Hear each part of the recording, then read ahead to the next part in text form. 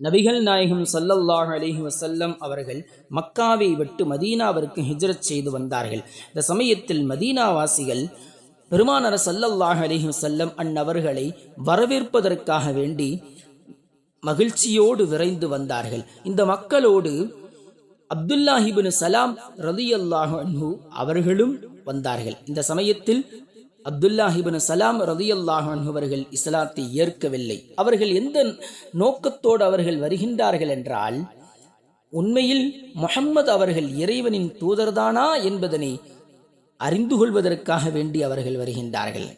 சொல்கின்றார்கள், நான் முஹம்மது அவர்களுடைய முகத்தை நான் பார்த்தேன், பார்த்தவுடன் நான் விளங்கிக் கொண்டேன், இது பொய்யர்களின் முகமல்ல என்பதாக நான் புரிந்து கொண்டேன் என்பதாக அவர்கள் சொல்கின்றார்கள். இன்னும் சொல்கிறார்கள், அந்த சபையில் மதீனா வாசிகளுக்கு உபதேசித்தார்கள். ஐயுஹன்னாஸ், ஜனங்களே, அப்சுஸ் சலாம், உங்களுக்கு மத்தியில் சலாம் சொல்வதை பரப்புங்கள்.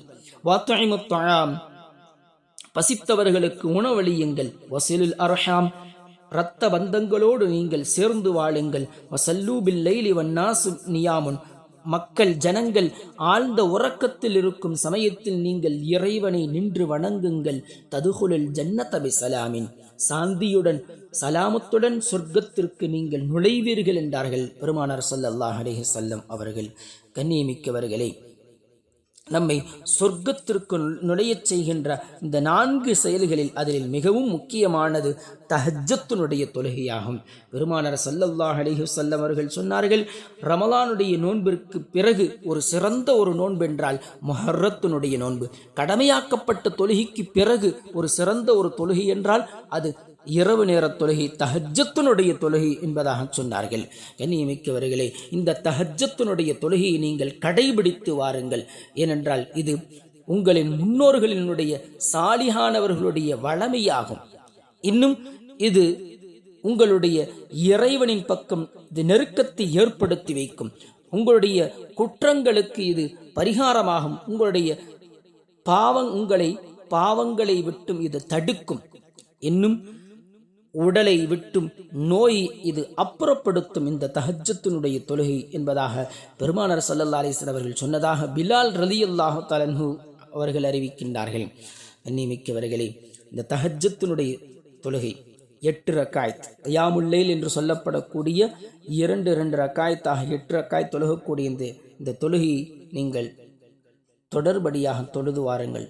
குறைந்தபட்சம் ஒரு 2 ரக்காயத் அல்லது ஒரு 4 ரக்காயத்தாவது உங்களுடைய வாழ்க்கையில் நீங்கள் இதனை வளமைப்படுத்துங்கள். ஏனென்றால் இதற்கு நிறைய சிறப்புகள் இருக்கின்றது. இந்த தொழுகைக்கு அல்லாஹ் ரப்புல் ஆலமீன் இந்த தஹஜ்ஜத் தொழுகை தொழக்கூடியவர்களுக்கு என்ன சன்மானம் வைத்திருக்கின்றான் என்றால், நிறைய சன்மானத்தை வைத்திருக்கின்றான். அதில் ஒரு வசனத்தில் அல்லாஹ் ரப்புல் ஆலமீன் சொல்கின்றான், ததஜாஃபா ஜுனூபுஹும் அனில் மதாஜிஇ யதுஊன ரப்பஹும் ஹௌஃபன் வ தமஅன் வ மிம்மா ரஸக்னாஹும் யுன்ஃபிகூன்.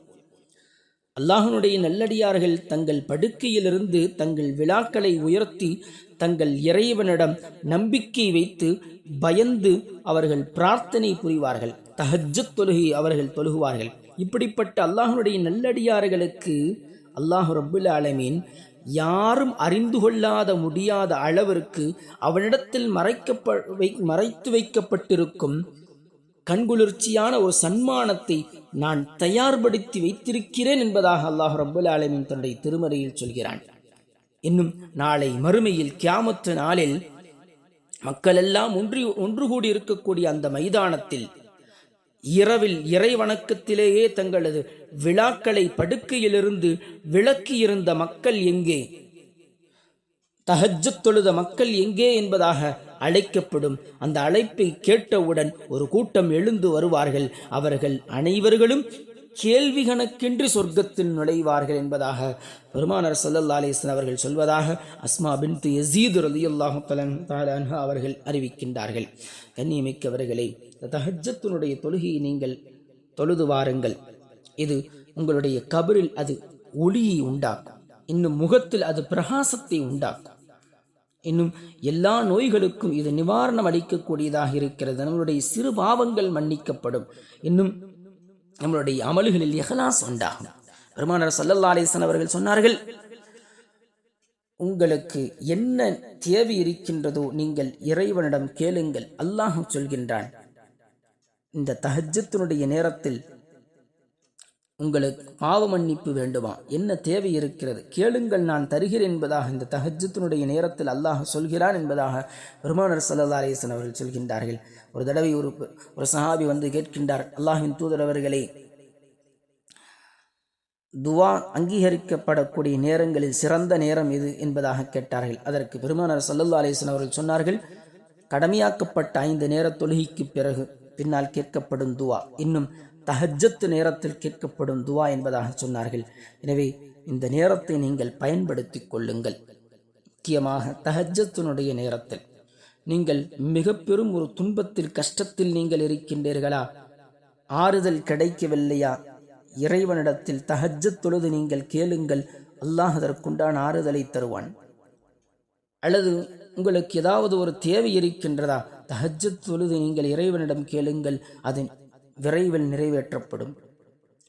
எனவே நீங்கள் தஹஜ்ஜத்தினுடைய தொழுகையை தொழுது வரக்கூடியவர்களுக்கு மனம் நிம்மதி அவர்களுக்கு கிடைக்கும், அவர்களுக்கு ஆயுள் அதிகரிக்கும். பெருமானார் ஸல்லல்லாஹு அலைஹி வஸல்லம் அவர்கள் சொன்னார்கள், எனது உம்மத்திற்கு இது சிரமமில்லை என்பதாக இருந்தால் நான் இதனை கடமையாக்கி இருப்பேன் என்பதாக பெருமானார் ஸல்லல்லாஹு அலைஹி வஸல்லம் அவர்கள் சொன்னார்கள். இன்னும் யார் இந்த தஹஜ்ஜத்தினுடைய தொழுகை தொடர்ந்து தொழுது வருவாரோ அவர் அல்லாஹ்வினுடைய நேசராக வழியாக அவர்கள் மரணம் அடைவார்கள்.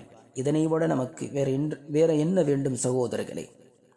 எனவே நாம் தஹஜ்ஜத்தினுடைய தொழுகையை நாம் கடைபிடித்து அல்லாஹ்வினுடைய நெருக்கத்தை பெற்று அவனுடைய இறைநேசர்கள் ஒருவராக நாமும் ஆகுவதற்கு அல்லாஹ் ரப்புல் ஆலமீன் நம் அனைவருக்கும் தௌஃபீக் செய்வானாக. வாஹிர் தஅவானா அல்ஹம்துலில்லாஹி ரப்பில் ஆலமீன். அஸ்ஸலாமு அலைக்கும் வரஹ்மத்துல்லாஹி தஆலா வபரகாத்துஹு.